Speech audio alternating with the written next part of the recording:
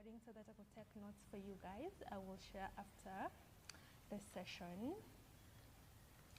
So quickly, if you can see my screen, I'm sharing a screen. Give me some reactions as well. Amazing. Thank you, Anthony. Thank you, Joseph. Thank you, Jesse. Sit. All right. So just give me 1 minute.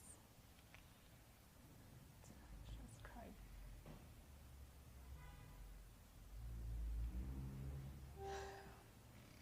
All right. So let's dive into this session.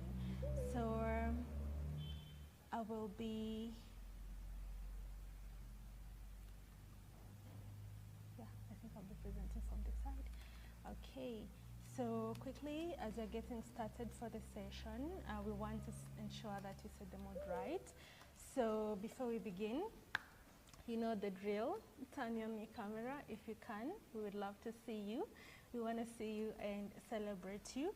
And of course, part of the rules are if you are not talking, please mute your microphone because we want to ensure that everybody has a good experience. And then of course, quickly we could just like drop our names in the chat. Where are you joining us from? We have seen so many people joining us from everywhere across the continent.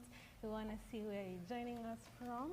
Represent your country or your city or yeah, wherever you're joining us from. So please drop it in the chat. Let me see who is engaging in the chat. Okay, I see Samuel from Kenya. I see Adrian from Kenya as well.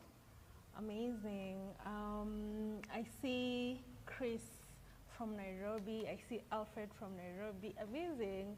Wow, we have so many people from Nairobi. Who is not from Nairobi? If you're not from Nairobi, I'd love to see you. I see Sean from Dubai. Welcome, Sean. Welcome to our session. This is a very, very interesting audience for tonight. Love to see it. I see Edna from Kenya. I see Evans from Murang'a, Kenya. Amazing, amazing. Literally, it's a diversified audience for sure. So again, we welcome all questions. So feel free to ask any question. There's no damn question here. And of course, we want you to be present. So in case you have so many tabs open, please close some because we might not need all the tabs. And of course, we are building a powerhouse tonight, okay? So, as always, we want to say some declarations. So we want to say it with us together, collaboratively, because, yeah, that's how we build the spirit of togetherness. Okay, so just relax. Yeah, get into the mood. We are starting the session, so get into the mood. We want to be present. We want to ensure that everything, we open ourselves to the new knowledge that we're about to acquire. So just breathe in, out, breathe in again,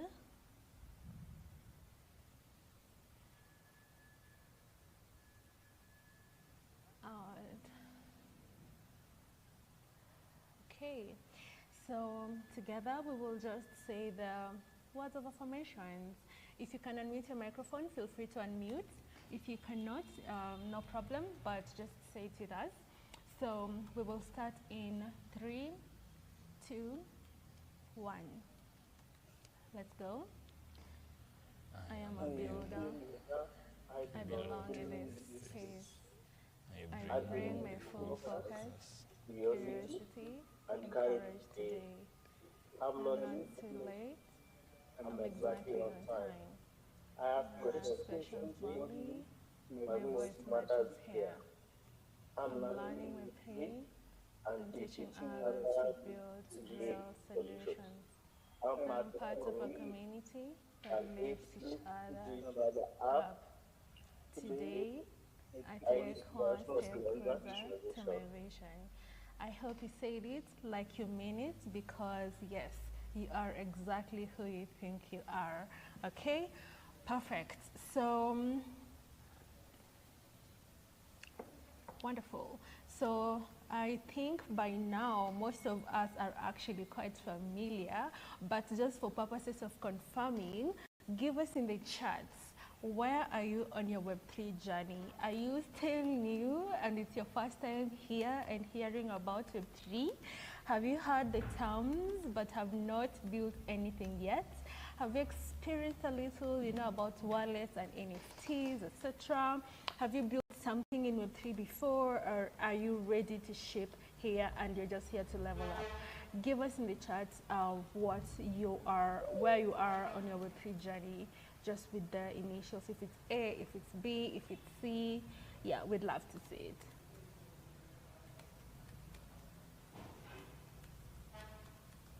Okay.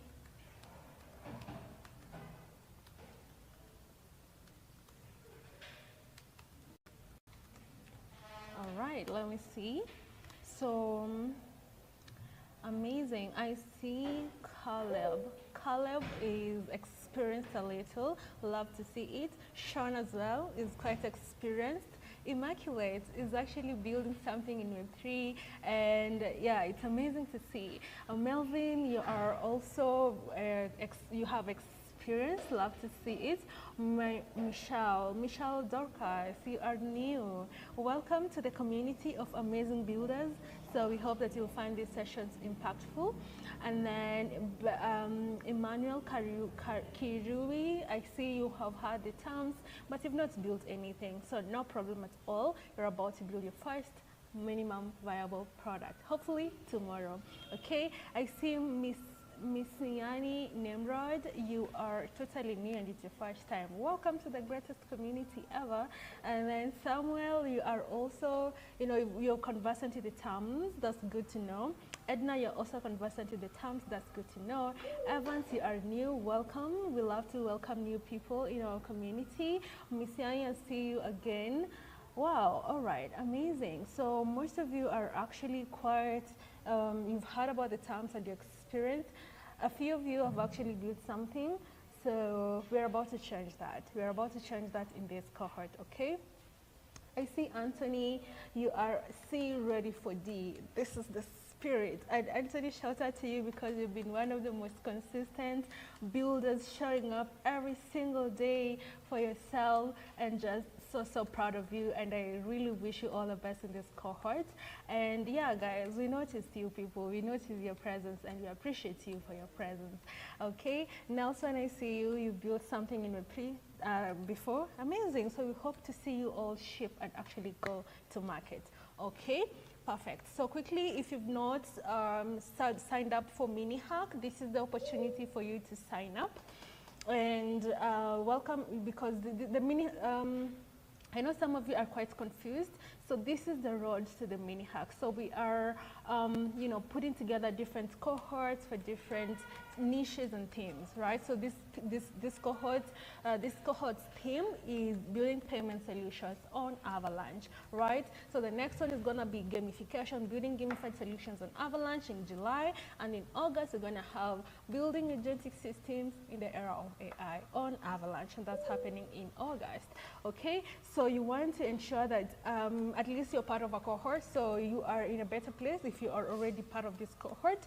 And so we have the actual hackathon in August, May 28th. So you will start to build as early as now to give you enough time to test your product, to test the solution, get to the market, product market fit, basically start put together your GTM strategies, okay? So if you have a GTM strategy to an already building solution that you're working on, bring it to you when you're coming tomorrow for our session. But if you do not have one, no problem at all, because we still welcome you, and I hope that you'll walk away with one, okay?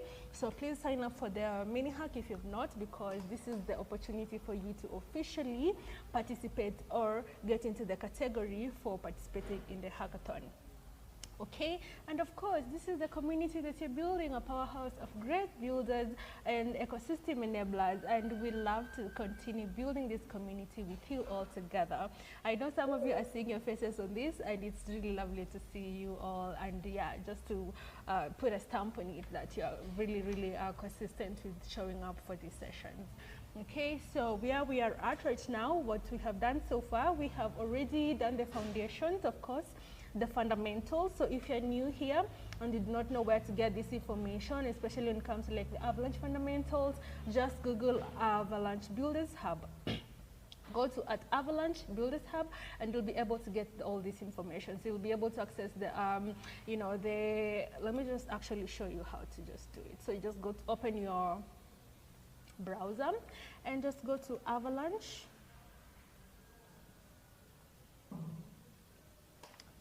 Okay, I think I'll share my screen here as well so that you can see.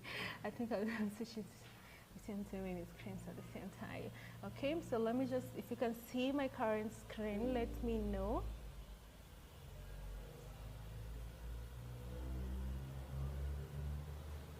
Yeah. Perfect, perfect. So you can see both my screens, right? Amazing. So I just want to Google Avalanche Builders Hub for you so that you can see the process step by step. These things are so easy. Once you understand where to get the right information, you understand the right tools that you need, you understand the right stack that you need, everything is just so seamless, okay? So if you're new here and you're wondering, okay, so where do I get started from? I don't understand what is going on. So simply just Google at Avalanche Builders Hub, and then under the Avalanche Builders Hub, you will see the academy. So this is the academy. Very, very beautiful skill tree over here. So we've already done the fundamentals, of course. You want to explore the fundamentals. You will also get so many other information over here. We have already done solidity, so intro to solidity, blockchain fundamentals. We have so many information for you to explore, X42 payments and stuff like that. Of course, want to just like quickly give you the overview. If you're building on Avalanche, you want to also like log into your Avalanche Builders Hub and create an account. So once you create an account, you'll be able to get access to things like testnets, so you don't have to worry so much. I think Sylus took us through step by step on how to get testnets, I think from sessions, previous sessions. So if you missed any of those sessions, we also have all these videos uploaded on our YouTube, so you want to check it out. And of course, have grant opportunities. This is where you will be your library, basically. So this is where you'll get all the integrations. You know, like tonight we have an exciting session that you're just about to know about it. So we'll be exploring wallets. Right, so you want to look at wallets, integrations, what are the available SDKs and APIs for you to explore. We have really good documentations over here, like step-by-step guidance. We have tools over here. So this is just basically your guiding principle whenever you're starting to build on Avalanche, right? Okay. So we've already done all of that, like the fundamentals, like I told you, just find it in the academy right now. And then we've also explored smart contracts. We've gone deep into C-chain, understanding the stable coins, understanding the decentralized finance aspects of it, and understanding, you know, what else did we do? We did account abstractions and gas abstractions. And now, tonight's sessions, we want to dive deep into embedded wallets and user experience layer. And we hope that this is going to be a really, really fun session for tonight, right? Okay. So, yeah. So tonight, like I said, we've already done our recap, so we've done our affirmations, like always.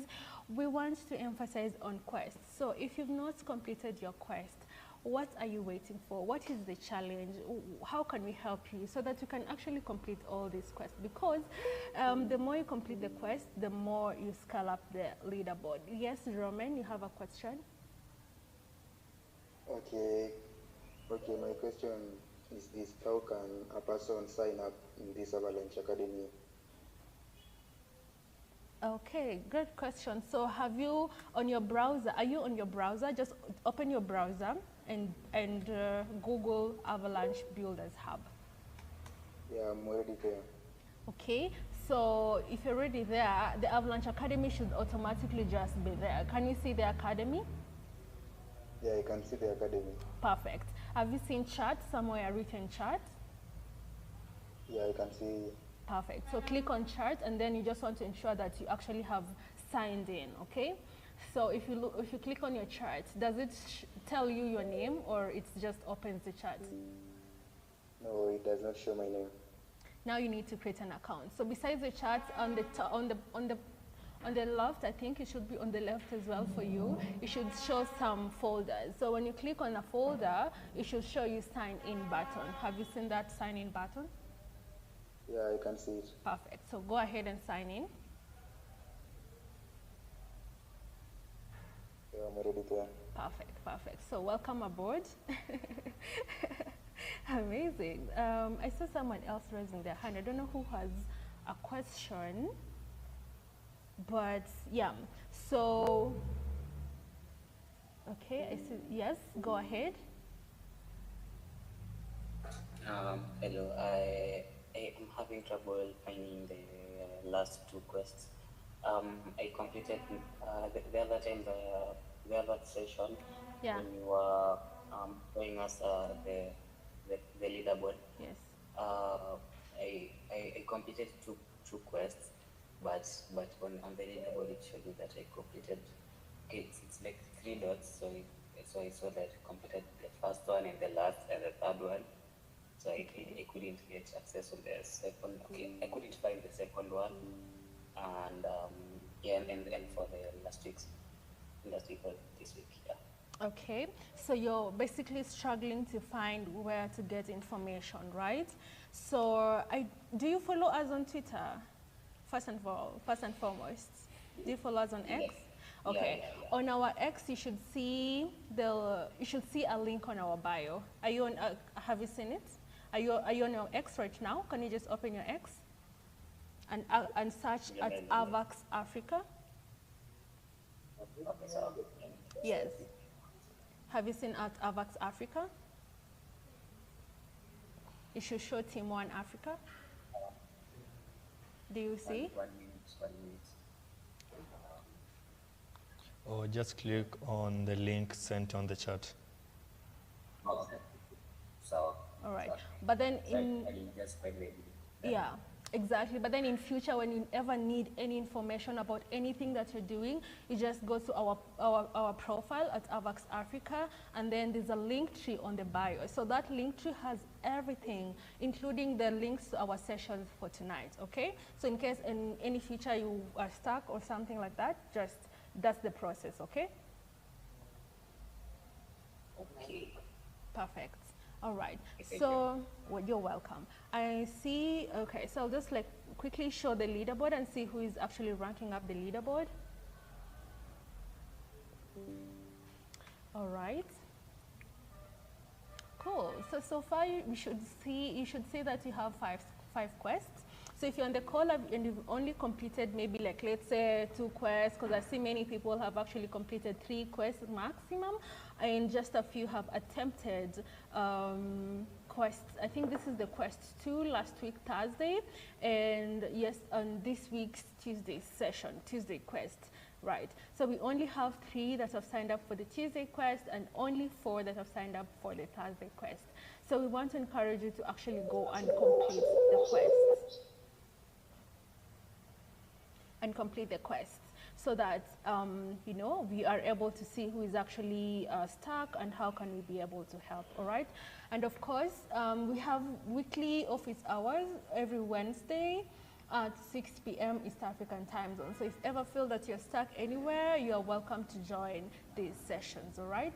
Perfect. And then, of course, so tonight's session, we're going to dive deep into wallets. We're going to understand and know where to even like explore core wallet SDKs, Thirdweb SDK.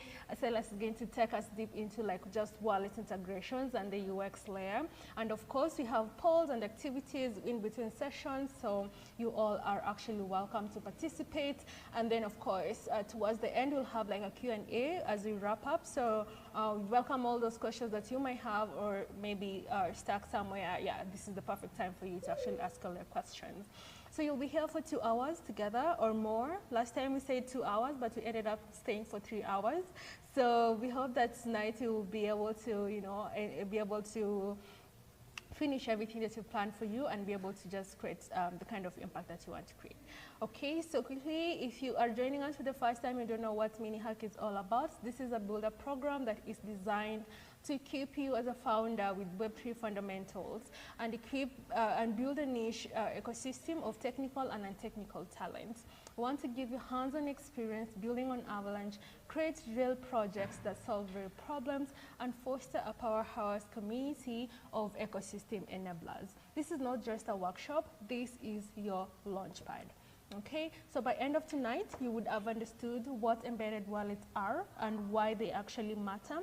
You will explore Cohort SDK on Avalanche. You will be able to integrate a Thirdweb SDK into your payment product and understand the user experience layer and what great onboarding looks like, and of course hear from the great Kyle from Kuzana, and you take us through the problem statements, and just like really, I know you'll be mind blown by this session. And of course, we want to identify where your product fits in the UX layer. You all can do it. If I can do it, you can do it. Okay, so quickly updates on the opportunities that we have for you. Of course, we are closing applications to join Team1. So if you ever wanted to join Team1 or contribute in any way, maybe your skills, with whatever skill set that you have, please go and apply. Go just search on your browser, go.team1.network/apply. It should take you to a landing page where you'll be able to apply for these opportunities. So search through, and I hope that you'll be able to find something for yourself.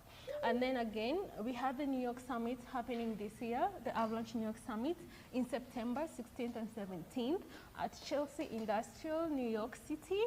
So if you want to attend this summit, let us know, and we'll be happy to help facilitate for some coupon for community ticket discounts. And if you have a friend also that would like to participate and be present in New York City in September for the summit, let us know, and we'll be able to give you some cupped tickets as well. All right, so quickly the offerings that you have for students. So if you're here and you're a student, or maybe you're just exploring Avalanche and you're just like building and looking to connect, this is a great opportunity for you to just explore the different offerings that we have. We have the Avalanche Academy, where I will just like show you where to find the Avalanche Academy and where to get all the information that you may require.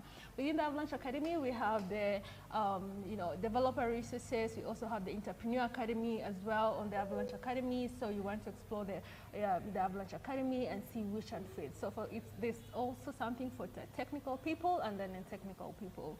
And if you're definitely just new and you're looking for a platform to start learning and understanding Avalanche from a layman's perspective, you want to search for All Explained. So All Explained give you like really well broken down concepts about Avalanche in a really layman's language, basically. Of course, and then you also have the faculty development program. So if you're a professor or you have a favorite professor, let them know that you have this program specifically for them, and you will be able to also really get upskilled and be able to just like find really good curriculum to integrate with your studies. Of course, we offer internship opportunities for engineering students at Avalanche, and more opportunities are going to come through. So all these opportunities are actually found in the Avalanche Builders Hub. So you want to go and check out all these opportunities. And we also have a Recruiters Hub, actually, that has just been added on the Avalanche Builders Hub. So yeah, if you're here and you're looking for such an opportunity, you know where to find it. Okay, so quickly, our North Star. What's our North Star? Our North Star is to be able to empower the global community to build Avalanche and cultivate a builder culture that supports and onboards founders and startups. Become the clear third arm of the community of Avalanche alongside Avalanche and the Avalanche Foundation. And of course, you're creating regional impact, you're building the community, and of course, you're scaling the Avalanche network. Okay, so main focus area, community growth and sentiment, regional scaling and localizing the experience, builder culture and talent acquisition, storytelling, partnerships and real-world adoption, operational efficiency, and member empowerment. Every initiative that you do, every program that you facilitate actually supports and fits into one or more of these areas. Okay, all right.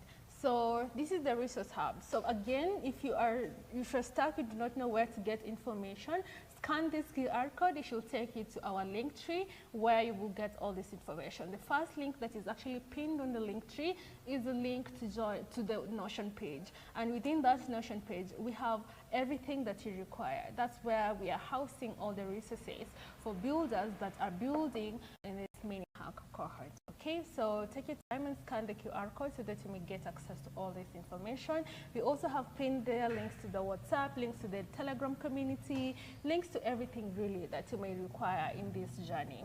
Okay, perfect. So yay, welcome to Team1 Africa 2026. This is an opportunity to join the best community ever. All right, so yeah, I think I'll then take this opportunity to just quickly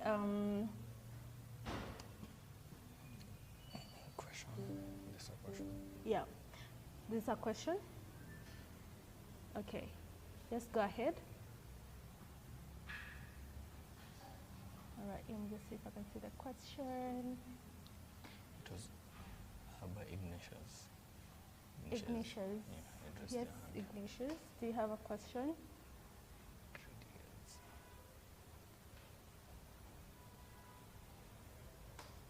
Okay, so before, all right, so I think Alan has a question. Yes, Alan. Lawrence says you also have a question. Yes, please go ahead.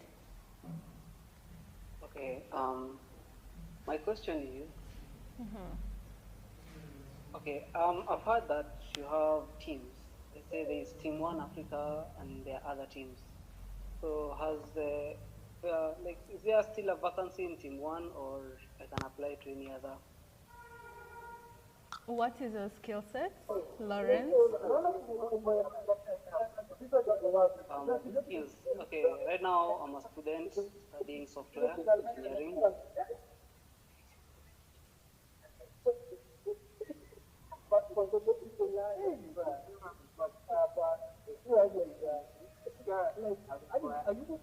Okay, sorry about that.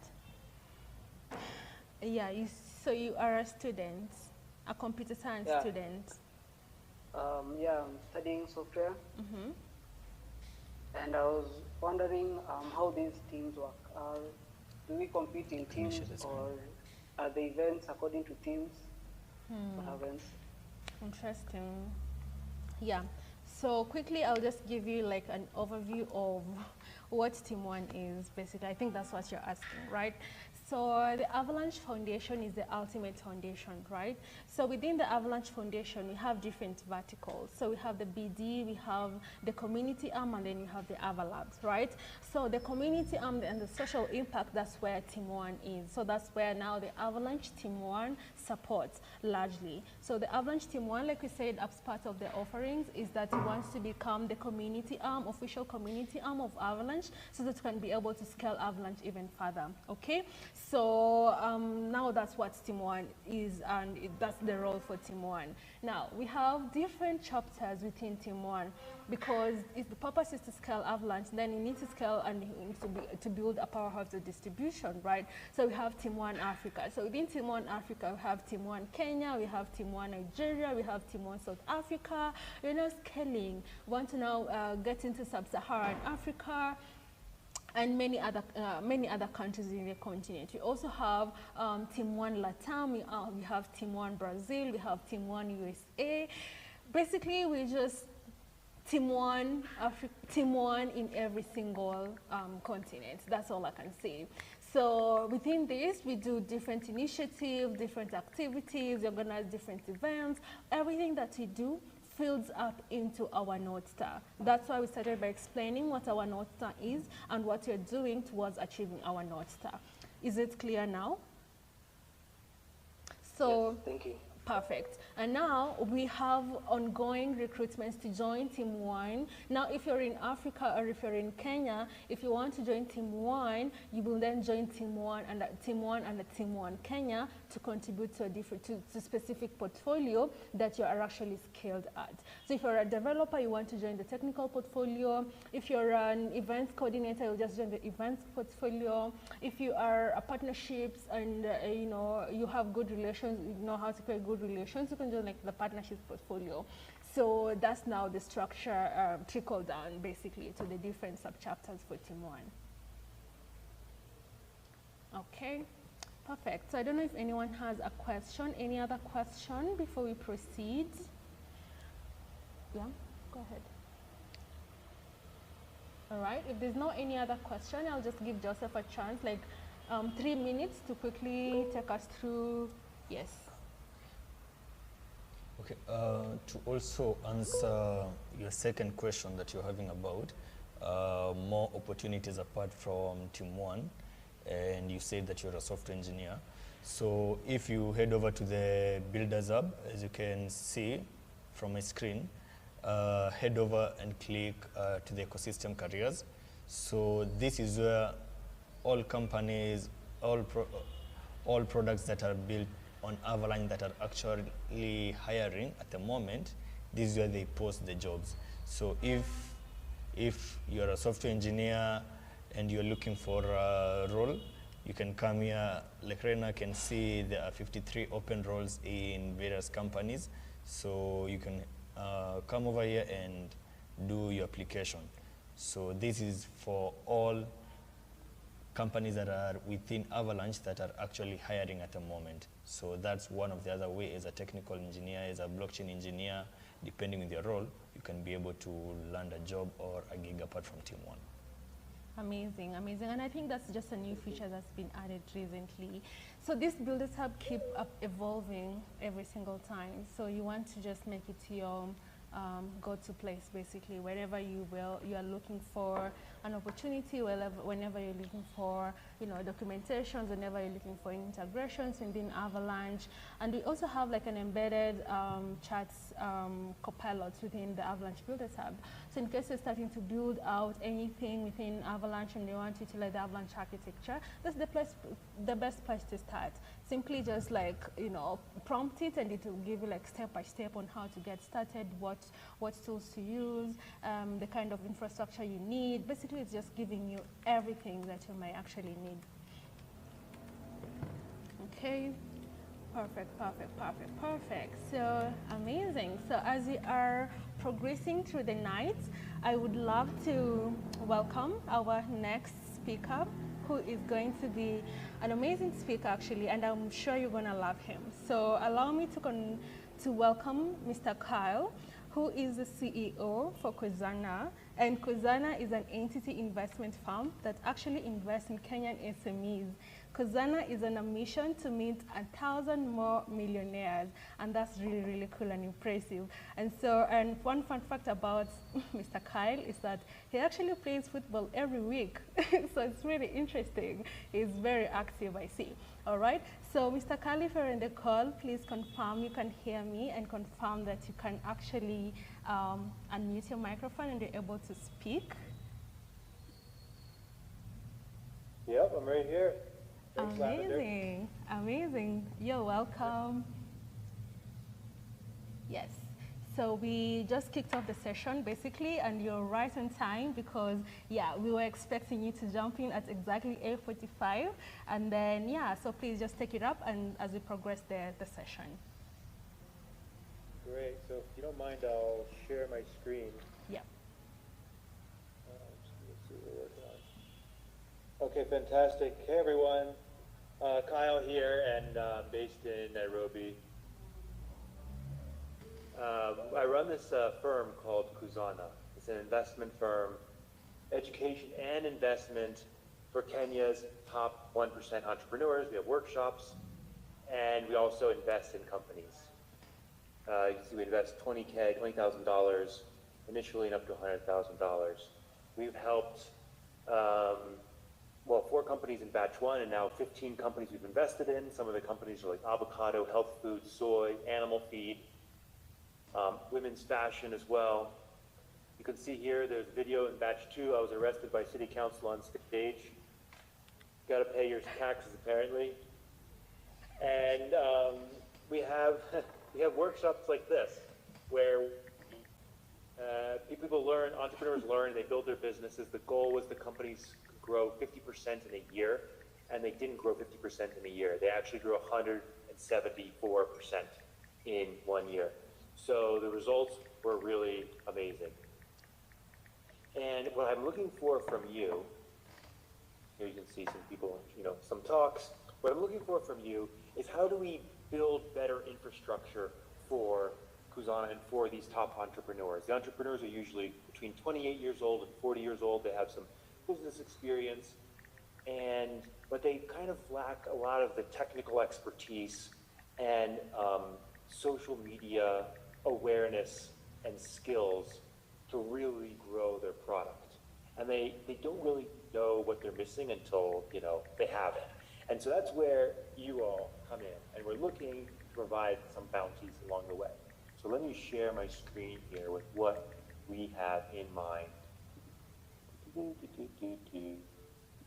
Cool. And if you have any questions along the way, just drop it in the chat. Great, thanks for all the reactions and the encouragement. So we have, for Kuzana, we're looking at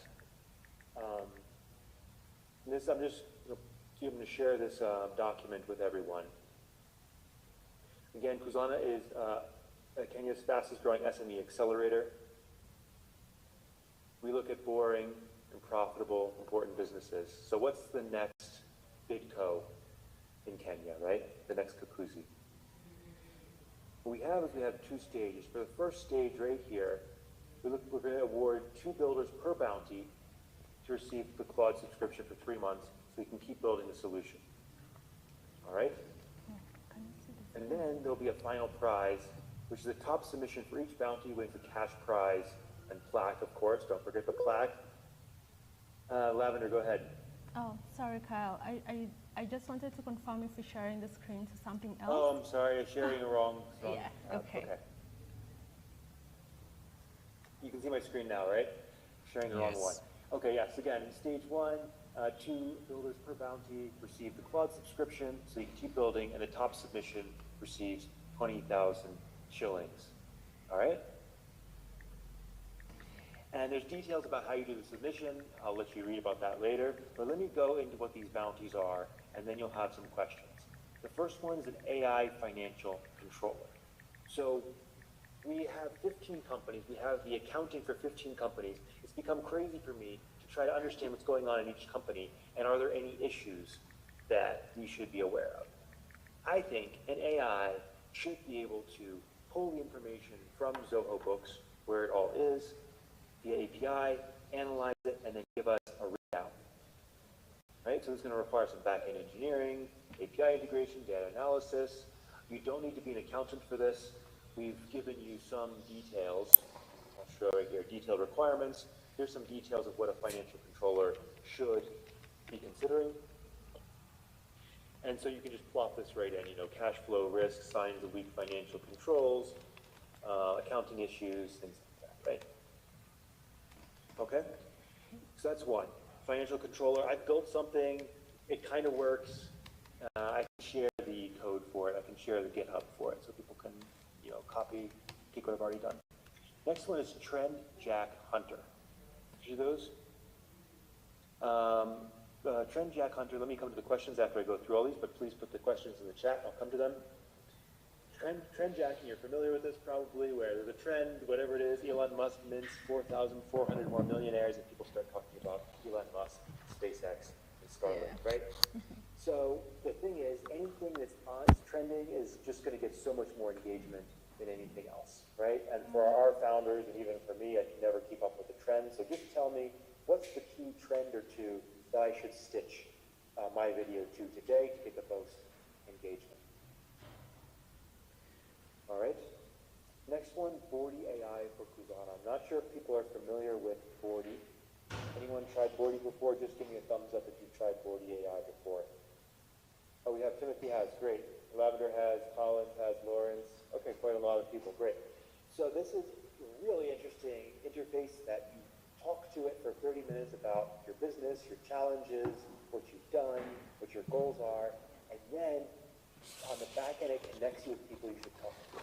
So I'm trying to get into Chandrana, but I'm not really sure how to do it. It sends you an email the next week saying, you know what, Timothy has been in Chandrana for 3 months, and this is, he would be an interesting person for you to talk to. Can I connect you to? And it does double opt-in, and then you're talking to Timothy and get his experience on Chandrana and how to get into there and to sell your product. Melvin says, I don't understand what Kuzana does. All right. Let me double back, because if you don't understand, and probably others don't as well, we're an acceleration company. We're an investor that invests in companies like avocado, health food, soy, and animal feed. Women's fashion as well. You can see women's fashion here. Joy, the CEO there.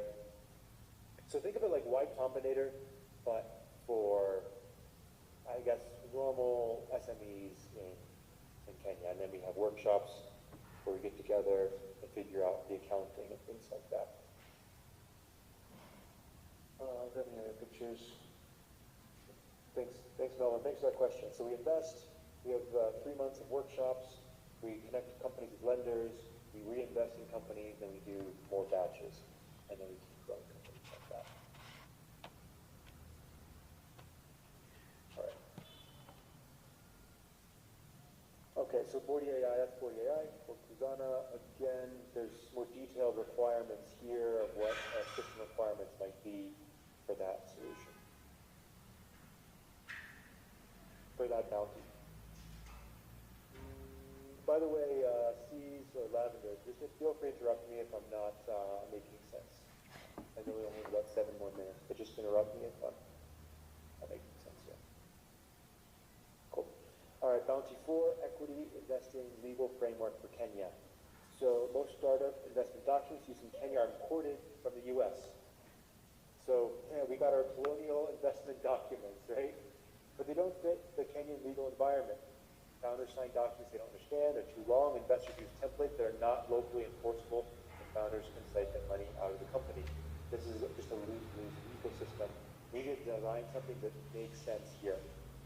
And so it's going to involve build your MVP, and submit your initial screen recording. These first 3 stages are all due for now, and then shortlisted ones will have a longer interview, and the top 2 builders will receive the subscription to then build something by the 28th of August, which is then eligible for the bounty.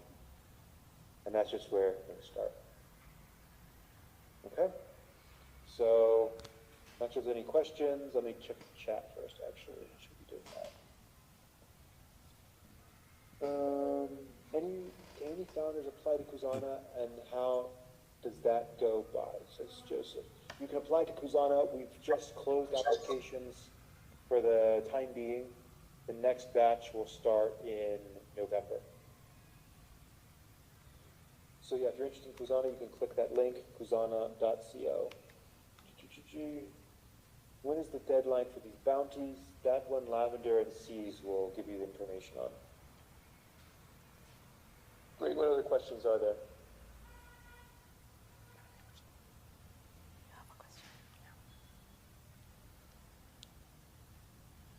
Hi Kyle, there is a question. I was going through your website and I've checked, and for a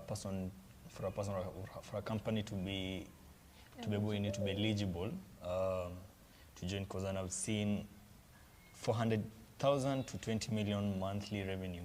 What if it's just a startup that they've just gone to market, they have the users, but they've not started monetizing. They're actually starting monetizing at the moment.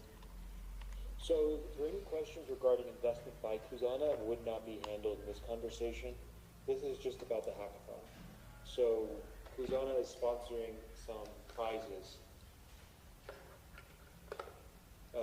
for the hackathon, for these bounties, right? So, anything related to getting investment in Kuzana, that's separate, and so I won't discuss that one today. A question from Victor: how many people will win the bounty? Let's say 1 bounty top 3, or only 1 per bounty? Yes, there'll be 1 winner per bounty. There'll be 1 winner per bounty, and there will be 2 that get the intermediate award of getting the Claude subscription, right? So 2 top builders per bounty will receive the Claude subscription, so that's up to 12. And then the top submission per bounty will win 20K.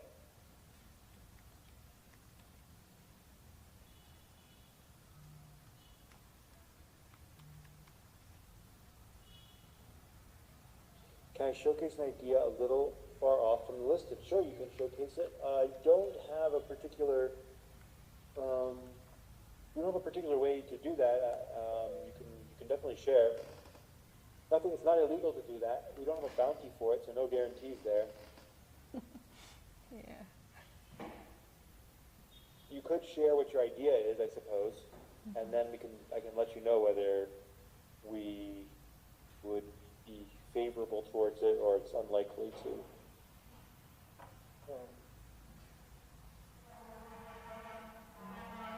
Can I build multiple bounties? What happens if I top across multiple? Sean, then you're a big winner, baby. I don't think there's any reason why you can't compete against on multiple bounties. I don't see any reason why you can't.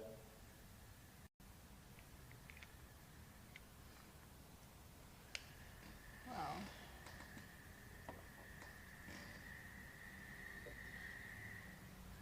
Okay, what else we got? Great. Alan also has another question. If I had an idea, a system that what process do I have to go to get investment? Again, this is not a conversation about investment. You can see any details on our website.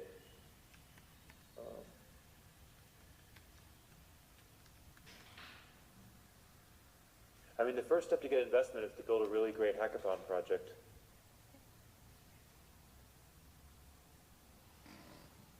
You know, you want to demonstrate your skill. Someone's saying, like, what if I don't have enough revenue to be investable? Well, build something that's so awesome that people can't ignore you. That's what's up. Love that.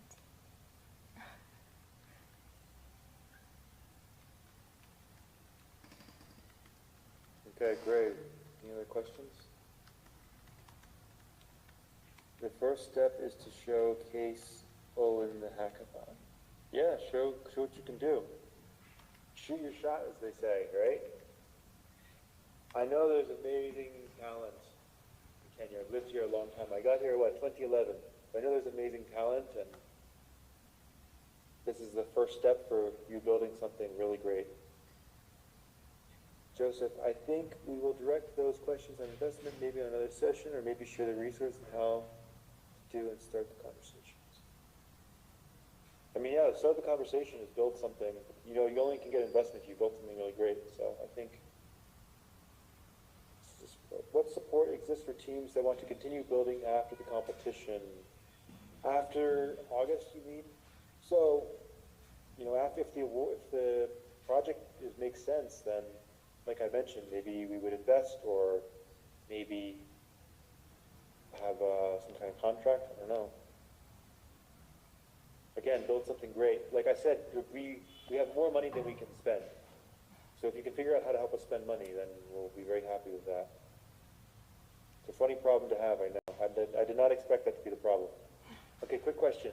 Is this what we're going to be doing tomorrow evening, your bounties, or is there a separate competition for tomorrow? Victor, it's a good question. I will let Lavender and C's answer that question. Yes, absolutely. So these are going to be part of the bounties that we're going to be building tomorrow. This is specific a track sponsored by Kuzana, and I think, Kyle, if you can get a shareable link, we can be able to just share this, problem statements with the builders, perhaps by end of this session tonight, so that everybody can just get acquainted before tomorrow night. Yes, so just to answer your question, yes, and it's actually a really awesome bounty if you think about it. Yeah, so you don't not only get access to the, Let's just make a copy, duplicate. Okay. I can just put it in, I can share a link here. Let's see, docs.do.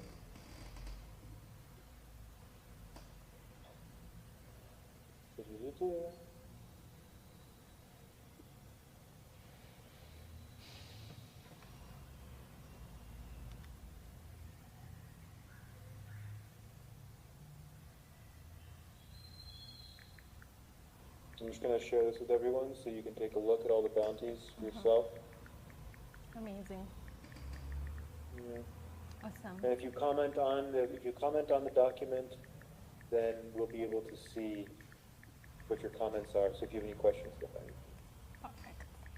And if there's vandalism on the document, then we'll have to turn the commenting off. We'll still see how that goes. All right, Chris then says, speaking of Kenyan startups, you have a situation where Kenyans are stingy to invest in your idea. How or what ways we can convince them to invest in your idea with no illegal, luring ways? That's definitely, you don't do illegal, hold them up with gunpoint. Needs to build something great, get users, you know, and I think we've seen a number of Kenyan companies, you know, run by Kenyans start with very young people, build something really great. I'm thinking of Wezatele that was acquired for, I think, $7 million. They started when they were 22 years old. And they were Kenyan. How so? I would love to understand, will we be treating this bounty as a real-world problem in business, so we are curating solutions for this? Yeah, these are real problems that we have, and yeah, if you can solve them, that'd be awesome.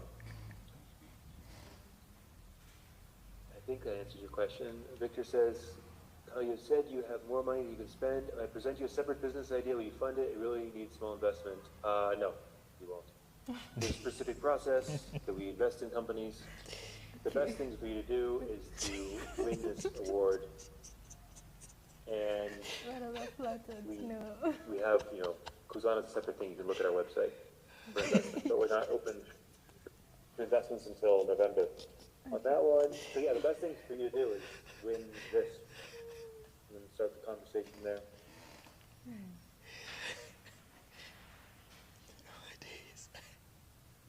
Straightforward, no. Do the systems need to be patented or prevent them from being stolen by other people? Yeah, patenting is an interesting thing. I don't have a very favorable view of patents because you need enough legal power, you need enough capital to pay the lawyers to sue the people stealing your idea. So there's not really that much. One, it's hard to, even if you patent software, someone can build the same thing but differently. It's really hard to prevent, you know, if it's a drug, there's only one way to make a drug of a certain shape, right? A certain chemical. But for software, you can build the same thing like 1,000 different ways. So it's very hard to patent. And even if you do, then you need to have lawyers to chase them down and sue them. So you need like millions of dollars to be able to enforce your patent. So I'm not particularly keen on patents personally, but you can ask GPT more details about that. What is the long-term vision of physical investment for Kuzana in Africa or Kenya, to be specific? Good, so the goal we have is to mint 1,000 more dollar millionaires through investing in companies and giving them the resources to scale up. So what would 1,000 more bidcos look like, right? Definitely potential for that. That's the long-term vision. What needs to happen between now and then for that to happen? And these are the things we've highlighted here. How do we find the hidden champions, right? How do we have a knowledge base that scales? So when anyone new joins the company, they immediately know what's going on. How do we have the right legal framework? How do we have an introduction system that introduces people to each other? How do we find the trends that we can jump on so we can get the best and most efficient, affordable communication? And how do we track financial controls, accounting?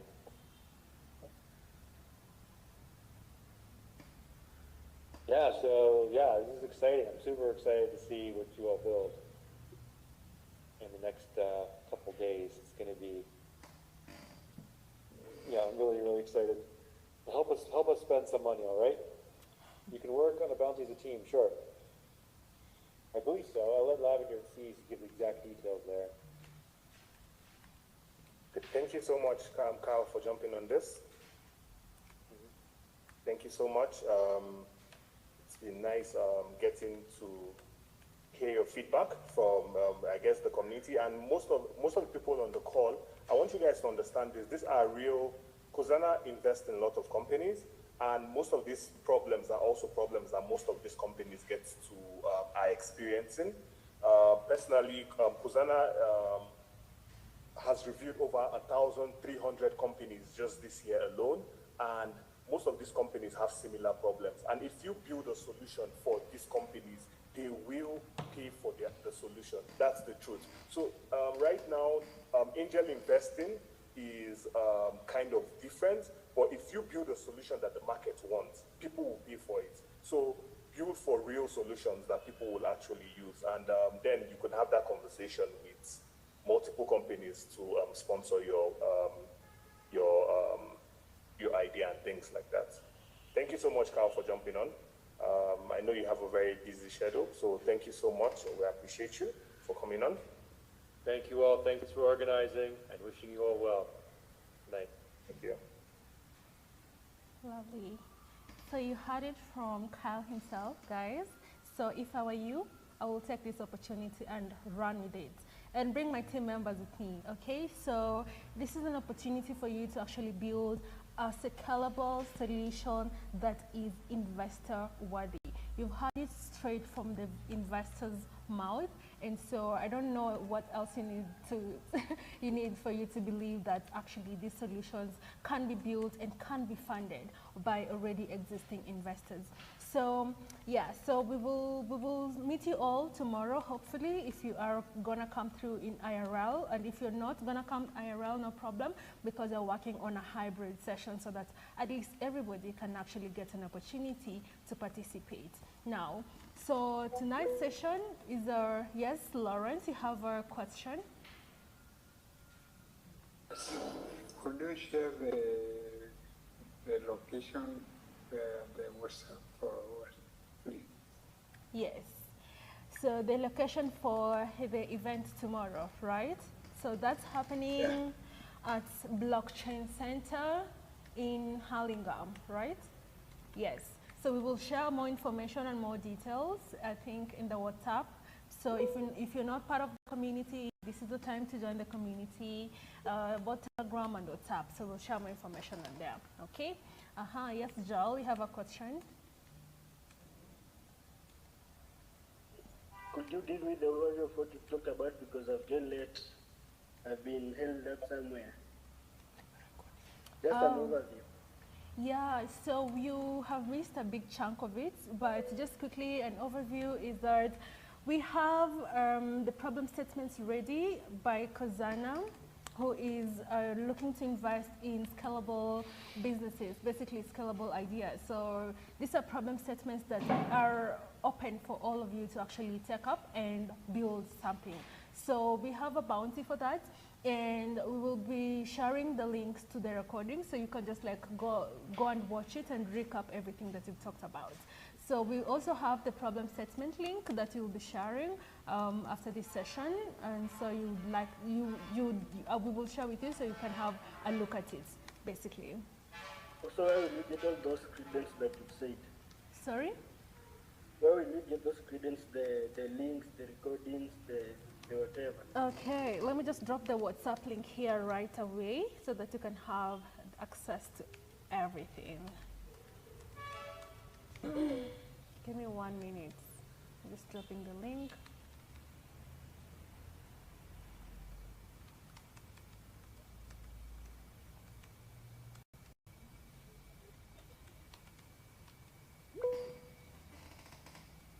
All right, so link is dropped. So I see Chris Ben, you have a question too?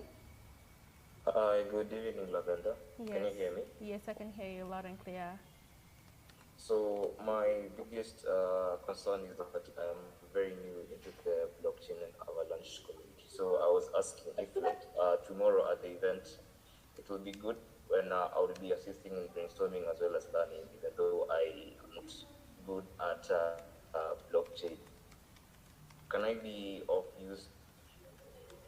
Yeah. So, yes, you can.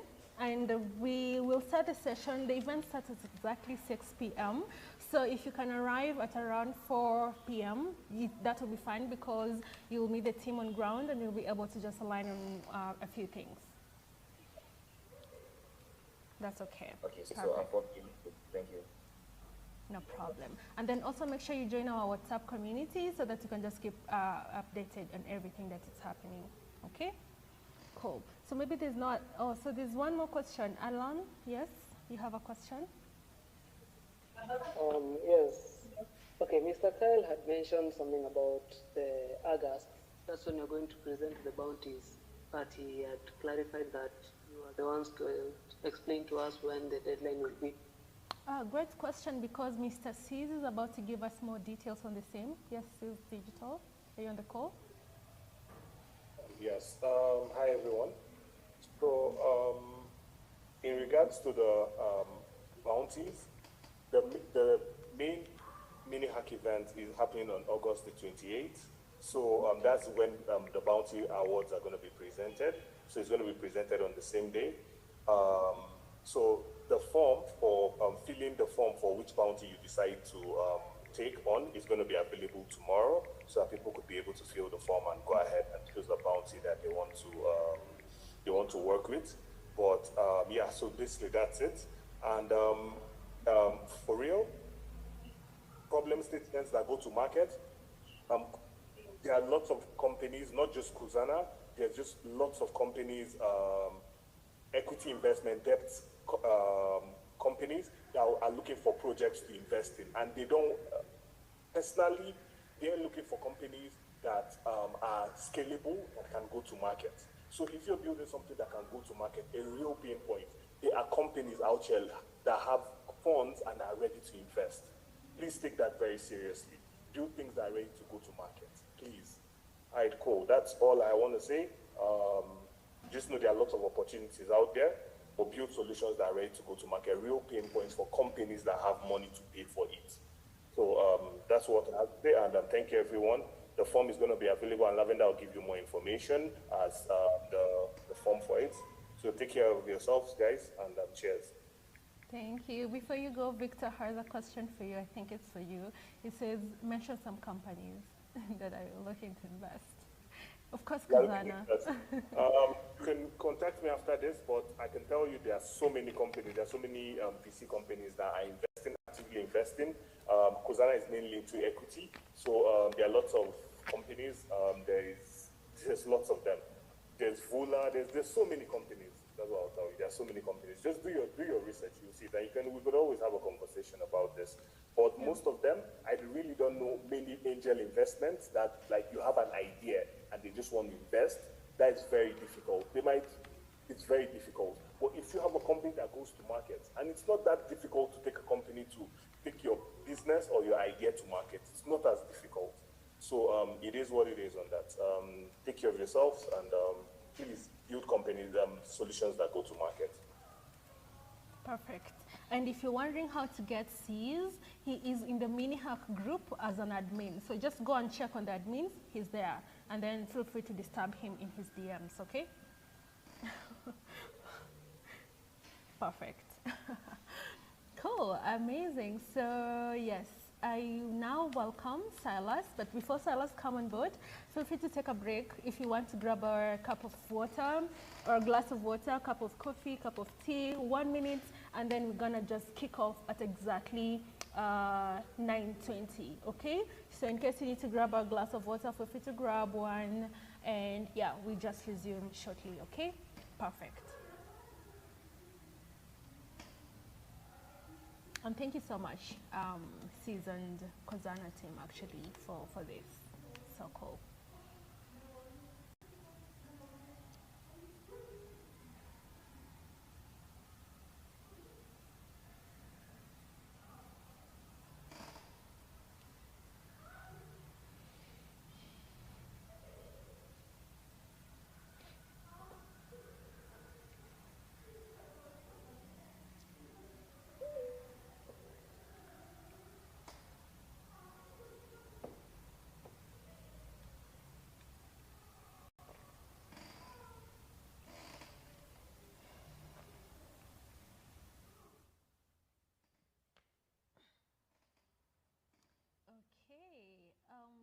Silas, are you on the call? Just to confirm. Yes, indeed. I'm in the call. Perfect. I think we are ready for you. Whenever you're ready, we could just resume. Okay. So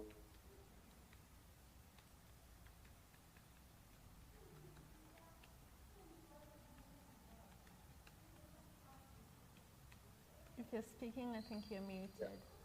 yeah, Okay. I muted by mistake. So It's okay. again, hi everyone. My name is Sylus. I think this is probably the last session in this. I'm not sure, but it might be the last session. So I decided to be a little bit old school in this session. So I'm hoping like things won't fail as much as I expect them to. I hope they don't do that too much. But let me share the screen. So today we are going to talk about wallets. And just for the reason because like wallets are now okay, every other part is important when you're building a solution, especially a payment solution. But like the wallet part, if you don't nail it well, then you're losing a lot of customers. And as you have heard from some of like potential investors, getting users is very important. So you don't want to lose users at the first sight of your application. And for me, I always think, and I think I mentioned this in the first session, a good Web3 solution, or just a good solution, shouldn't have as its main feature or as its main advantage the technology that it's using. Like, for example, for 3 applications, the main thing about your application shouldn't be we are a Web3 application. The main thing should be the value that you're providing for the end user. Because at the end of the day, the technology is only important to the developers and maybe a subset of the user. But the majority of the users, they want features. So focusing on showing that your solution is actually like a Web3 solution is more of a hackathon gimmick rather than a good solution that can actually be adopted in the market. So before you start, the point is just to make sure that do not make it too obvious that you're building a Web3 solution. If you have the choice of making it simple and making it complex, if I'm the judge, I'll take the simpler solution. So the recap of the last session we built a pay-link smart contract, which was just basically an invoicing smart contract. And I think this was the code base that we used, if you guys remember. So it just allowed a merchant or party A to create an invoice and then the other party to pay for the invoice. So today, before I go back and see if I'll have time to integrate the older contract that we have been writing, because the goal is to culminate all of this by having one single entity of an application. But that being said, if time will allow me, I'll be able to do that. But however, today's session is about wallets. So wallets in Web3 the most known one at least are the EOA wallets. So these are the external wallets. And these wallets usually favor people who are Web3 native, because when you're creating a wallet, you are given a and you're given a private key, both of which you must really store very carefully. You're not even supposed to show that to your pastor or to your spouse. Like, you need to keep them extremely well. And not only do you have to keep them extremely well, but you also have to keep them as a secret so that you can be able to retrieve them when needs be. So some of these examples, as you'll see in the next infographic that I've prepared, include Co-Wallet, that is the Avalanche native wallet, MetaMask wallet, we have OKX wallet. So these are wallets that at least originally they required you to keep your private key safe, keep your seed phrase safe, because when an attacker or a third party gains access of those two, they'll be able to drain your account. That is like your Pesa pin. Like, in fact, it's the same. It's your Pesa pin, so 3. But now the problem for external wallets is not just a 4-digit pin. It's like 12 words, sometimes 24 words, and a very long string of random characters and numbers that you can in no way memorize. So you need to keep them very well, and you need to be able to get them fast. That is the external wallets. Embedded wallets, no, this one came about when people were trying to make Web3 as simple as Web2 so that we can onboard and bring more people on chain. And the thing that Web2 has that Web3 really lacked back in the day was like the user experience. Because if you're telling me that I have to go to Uniswap and swap, let's say ETH for USDC, but then I also have to create a wallet. I have to store those wallets very carefully. I then have to get the gas fees or the native token to pay the gas fees to move the funds around. I also again need to use my private key which I stored somewhere that no one can see, and maybe I've forgotten to sign the transaction. So like it was a bit problematic when you are trying to get into a new user or like to get into a new market, to a new user base, to get into a new market. And that was a big problem. However, with the introduction of embedded wallets, or otherwise known as in-app wallets, these wallets allowed you to create wallets on the fly with things like your email, your iCloud, your passkeys that you have, and these are things that almost everyone has. So when you're visiting an app, you don't need to have a wallet before. You just come to the app and then you say connect wallet. If you don't have a wallet, it will be created for you. If you have one, happy days, you will use your wallet that you have. So this way, Web3 was able to capture a subset of the market that was looking to get into Web3 but feared the complexity. Now, the only thing you had to remember was either your Gmail or your iCloud account. Everything else was sorted out for you. And this is actually the best for like normal users if you're building a solution that you're not only targeting, sometimes maybe you're targeting only Web3 native users, but again, that is a very small section of the market, and you might not get 100% of that market. But if you can get 50% of that market and get 30% of the people who don't normally use Web3 or don't view Web3 as their daily driver, then you'll be like far better off than the person who gambled on one market section. The other type of wallet we have is smart accounts. So smart account, now they're like an upgrade to embedded wallets. They are similar to embedded wallets in that they can be created on the fly, but they support two things which I mentioned last time, which is gas sponsorship and account abstraction. So account abstraction is what I've just mentioned, that you can create an account based off your true credentials. So mobile number, iCloud, Gmail account, whatever. And then gas sponsorship means that if I'm making a payment of USDC, I don't have to have AVAX to pay the gas fees. I only need to have one token. And that is the good thing about smart accounts. The other thing that is important about smart accounts is that they have programmable. So the wallet is not just like an address on chain. It's a contract that can be altered and tweaked with depending on the user's need. And just maybe like a side note, for me in the app that I've been not so good marketing in this session, the Pesa app, I'm using smart accounts for my users and also embedded wallets, because as Pesa, when you come to create your content as a creator, we don't like when the users make payments, we don't hold those payments and then like at the end of the month we release the payment. Like it's not like an Apple thing where like when I use your app and then I make a payment, all the money goes first to a centralized location, and then at the end of the day, Apple takes its 30%, then you get your 70%. It's not that way. Immediately a user makes a payment, the transaction is split two ways. 95% is sent to you as a creator, then 5% is sent to the platform wallet. And how this is possible is because of something called batch transactions. Batch transactions allows the user to sign multiple transactions as one transaction, because you don't want a scenario where maybe the button is written pay 12 USDC and then in the background you're doing a similar process of splitting the USDC, and then the user signs the first transaction to pay the platform 5 USDC, but then when the second transaction pops up, because you need 2 transactions for that, the user can cancel the other 95%. So you don't want that scenario, and that's why we're using batch transaction in Expresso. Again, very important that your wallet UX is as simple as possible, so that the end users do not have to struggle, and I have mentioned this before.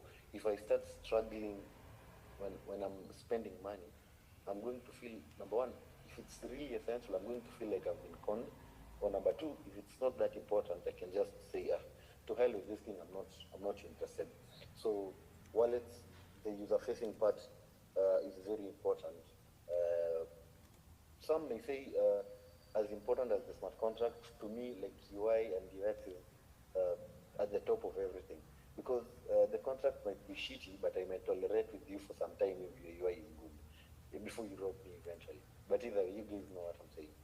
So in externally owned accounts or wallets, you control everything. So you control your private key, you control your seed phrases, and you are solely in charge of recovering them with no assistance from the wallet provider. Do not confuse this control with custodial and non-custodial wallets, because that's a different topic. Custodial just means like something like Binance. In real world, if you have a Binance account and you have money there, you are not really the owner of that money. For those of you who remember the FTX scandal, FTX collapsed with a lot of users' funds. FTX and Binance are just like banks. The money that you have, it's written on the screen that it's yours and everything, but it's not really yours. If the bank decides to freeze it, it can freeze it, and you won't get any of it until something happens. And if for the case of FTX, which was a scam, you can see that people lost a lot of money in that scandal. So that is custodial. Money is kept in a centralized place. You are the owner, but they're telling you, you will get this one when you need it. So do not confuse that with that. Non-custodial are the things now we are talking about here, externally on our wallets, where you're keeping everything for yourself. So I've mentioned Cohort, MetaMask, OKX. I think you guys have interacted with them. Embedded wallets, these are created using, and by the way, I forgot to mention, you cannot only create with your social account, you can also create with other Web3 accounts. So if you have a MetaMask wallet and you don't want to use it to log into this application, maybe you're feeling a little bit scared, you can use it to create an embedded wallet which is detached from your main wallet. So you can use anything to create this embedded wallet. Smart account, again, this is just a repetition of the different key management that it has, and we know that it is programmable, it allows gas sponsorship and batch transactions, as I mentioned in the case of Pesa. I'll move on to the third slide. So these are some of the examples that I've mentioned. Cohort is ideally the best that you can use for the best external wallet that you can use for your application. Currently, it supports web, Android, and I think iOS. You guys can check out the docs. So just search Core SDK, and you'll be able to find the docs for Cohort. So it works really well for Avalanche ecosystem, and it has a great external wallet experience, because Cohort has this really nice wallet that I think I showed you guys last time. It should be here. Yeah, so when you're building your wallet, you can easily integrate with this extension so that your users on the browser do not have also again to create another wallet, etc., etc. So I'm going to move on to the fourth one, and this is just like the user journey for like an embedded wallet, because it's the main focus for today's session. Number one, because it removes a lot of work on your end from the developer, because these things such as smart accounts, social logins have already been implemented by the SDKs that you use. And also number two, it makes life easier for the end user who will make payment on your platform. So the user will land on the payment screen that is supposed to make the payment. They'll then see a button to say connect with Google or connect with Apple. They'll click it, an account will be created on the fly, and then they'll have that address, and then it will appear automatically. They might need to change the chain depending on the payment chain that you allow for your platform. But these also can be done programmatically. That's why I was saying they elevate a lot of responsibility from you as the developer, because they have done a lot. And then from there is just basically for the user to fund the wallet with the tokens that they want to pay. Maybe if they're using USDC or they're using AVAX token, they just say, this is my wallet address. They can go somewhere to fund the wallet, and then they make the payment, they see the success screen, and that's it. No, you might have noticed that you don't have a process here.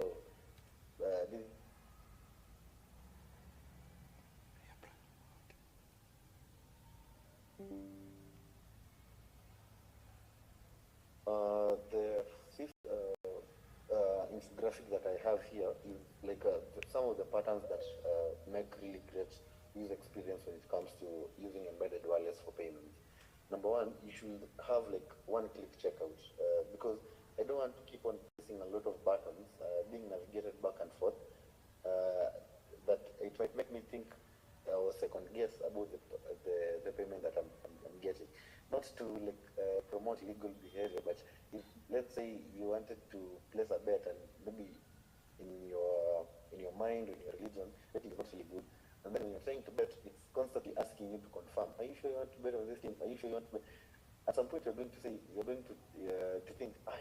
I'm doing the wrong thing, and you might not end spending that money. So like, that's a bad example. I know, but payments will be like fast and which will be like a one-step process. Most that you can go with maybe 3, and that is maybe if you have a lot of data that you want to fill in, but it will be a one-step process. Number 2, you should be able to support QR code payments. Again, this is something that's supported by most embedded wallets. And then the other thing is state. So state should be like really important. You should be constantly communicating with your user. You don't want to click a button and then the screen goes blank or nothing is happening. You just see that the checkout button is still there, nothing is happening. So when you're making the payment, it will show something like loading. When something goes wrong, maybe show a toast saying something went wrong. If something went right and everything the payment was met successfully, show the user some state. So show the user the on-chain transaction link, show them the amount they have. Basically, give them like a digital receipt, which is point number 4.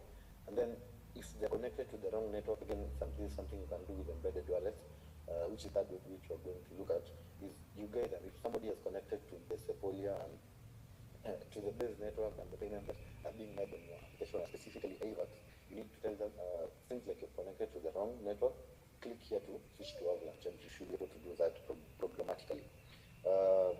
Just to summarize, clear CTA, minimal number of feedbacks, good state and feedback, readable amount, and the receipt that you're showing them, and also like the trust signal should be spot on. The final infographic that I have is this is what I was to do today. We were to integrate Thirdweb to the Next.js project which I've been building, so that I can be able to show you how to set up Thirdweb in a Next.js project, and also integrate some of the functions and some of the hooks that they have on the documentation. I'm not sure I'll be able to do this, but let me try either way. So the step is very simple. You need a connect button on the screen because step number 1 is for the user to connect their wallet if they haven't. If they have, that's wonderful, because the other thing about embedded wallet is that they remember the user. If I came to your site sometime back and I connected my wallet and then I come back again, most likely the wallets will be auto-connected to the site. So if they haven't, show them the connect button. The next thing is the payment screen. So the payment screen should clearly show what I'm paying for, how much am I paying this for, and the steps should be able to be communicated clearly.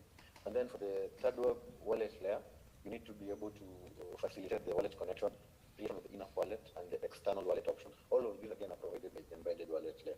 Beyond this, this is what we already covered. We already deployed the contract on Avalanche Fuji, and we already created the contracts, as you can see.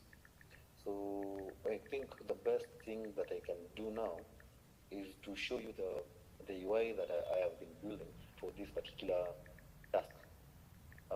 And the problem with this is that this is the first session that I haven't like prepared the code, and so I'm afraid that it might take me too long to actually do a hands-on session on this. But let's see how it goes. So basically, here we have the landing page. Ideally, we need to have a sophisticated, more animated, and more verbose kind of landing page than this. But this is, let me reduce maybe the light is too much for some people. This is the landing page that you have. So you have the option to create an invoice and you have the option to pay an invoice. So on the create invoice page, you guys can remember that the functions that we wrote here, you can be able to see my screen. the create invoice took an invoice ID, took an amount, and also took a description, right? And that is exactly what we are taking here. So the invoice ID is something that will come from your backend. So I'm auto-generating it here. And then the payment token, you remember for us was USDC. But you remember when I was talking to you, I said we do not want to hard code the payment token because at some point we might want to change the payment token from maybe USDC to AVAX or maybe to USDT. So that's why here it's a select that allows you to pick one. The amount again, we can say like 25 USDC. And then the description, this is now where we had, last time I think you guys remember we had like a coffee shop or something. So here is where you can share the description. And this site just shows the preview. It's not really good UI, I know, after blabbering so much about UI, but this is something that I've just been creating on the fly today evening. But either way, this is the basic UI for creating an invoice. So to pay an invoice, the thing that I was talking about, like you need like a very good and concise action step. Like you need to get the user through the step. So for the user who is paying the invoice, ideally how they get to this page is by clicking a link, which the merchant has generated on the other page and then sent to them. And then from that link, we can filter out the param and we can fill in here the invoice ID. But because I don't have an invoice ID, I don't have a backend, I'll just type randomly that is the invoice ID.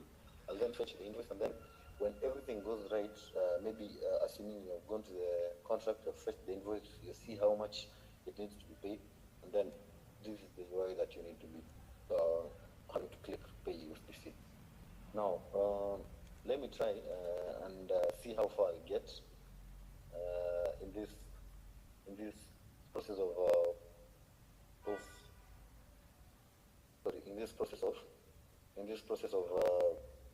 trying to integrate Thirdweb. So Thirdweb is the tool that we are going to be using, or is the embedded wallet that we're going to be using. I think most of you are familiar with it. If you're not, please check it out. It's a very cool tool, and it supports React Native, and also I don't know if it's Unity or something. So please check it out. That is the tool that we're going to be using. Thirdweb is very easy to set up, so I'm going to do the setup. I'm not going to promise that I'm going to finish everything, but I'm going to do my best. So just Google Thirdweb React.js install. It's usually nowadays like Google AI mode, which pulls all the software and then like gives you an AI-generated answer. And based on this, I think everything is correct. So I'm using done. So I'm going to check this. Then I'm going to go to my terminal visible. Maybe we can increase it a bit. Is that better? So I'm going to say cd content, and then that. So this is an Next.js project that I created. It has just a simple Next.js files. That is the exact screen that you guys are seeing here. So it's running localhost right now. So that's just that project. So we're going to do ban add Thirdweb or install Thirdweb. I like ban because it's fast. And JavaScript dependencies are huge, so you need a package manager that is very fast. So ban add Thirdweb, that is the first step. As it's installing, let us see the next step. So the next step asks us to create a client.ts file inside the utils folder. So we go to so this is the application. We'll just close everything here. We'll go to the utils folder, we'll create a new file. We call it client.ts, and then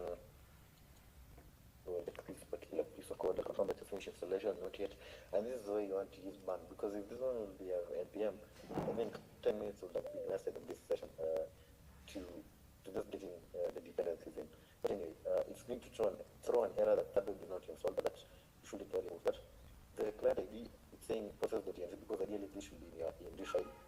I don't want to deal with those errors right now, so I'm just going to copy paste it from here. And I think I need to show you guys how to create your client ID on Thirdweb. So when you visit the link that I've shared to you and then you click the dashboard, you will be taken to a screen such as sign out. So you can see. When you click the dashboard, you'll be taken to a screen such as this. And this is the thing that I was talking to you about embedded wallets. You can see I can use all of these options. Cohort is already here also, but I can also use Google, Apple, GitHub to create our 3 accounts. So that's the power of embedded wallets. Users do not have to the dashboard, you create an account. It might ask you for some more details than it has than those that I've had to fill in. But if you have an account already, you can just log in. So you click here, create project. It will give you 2 keys, a client ID, and a secret key. Keep them in Wikidata. But for me, these are demo projects, so I'm just going to throw it inside the code. Unfortunately, bad practices. Seems like none of them finished yet. It's scrolling. I don't know why. Yeah, it's taking the whole day. I mean, the clients, I don't know. Anyway, so the first step is getting this client file. The next step, when you go back to Google, you'll see that you have to create a provider. So we'll take this code. And the way I normally create Next.js provider is at the base of the component file. So I'll create a new file here and I'll call it a Thirdweb provider. I'll put TSX.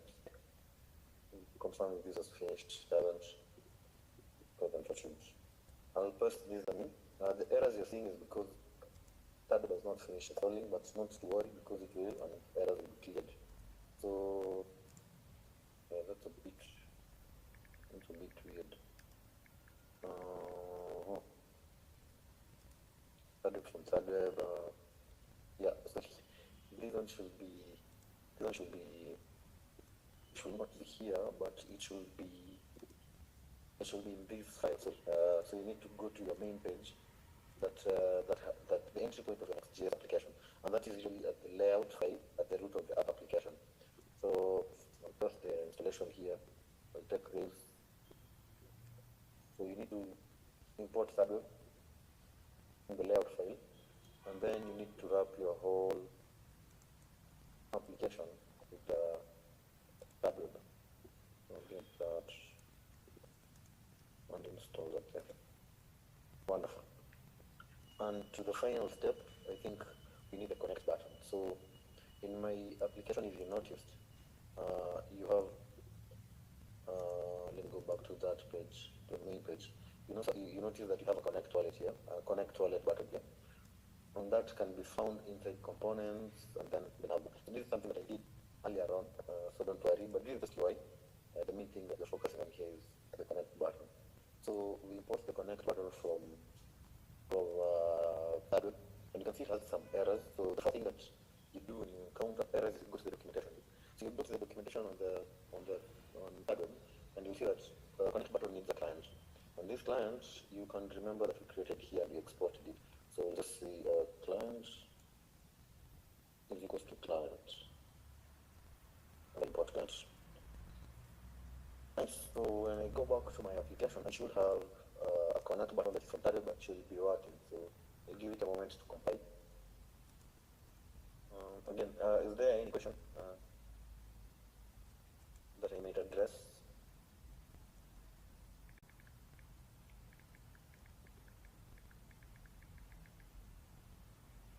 I can't see, none for now. Maybe you can just proceed, but keeping an eye in the chat. Okay. So just a recap as it's compiling JavaScript. What we have done is I've explained to you guys what the difference between externally owned wallets, embedded wallets, and smart accounts is, the difference between them, and which one is preferred for payment application. We say these are smart accounts which have embedded wallet capabilities. We have seen how to set up Thirdweb in application, which basically starts from installing the Thirdweb SDK with the band add Thirdweb. Number 2, we create a client file. And then we just import the create Thirdweb client. We create a variable called client, and then in the client ID property, we paste our ID which we create from the Thirdweb dashboard under projects. And then we go to the main entry point of application in Next.js, this is the layout file.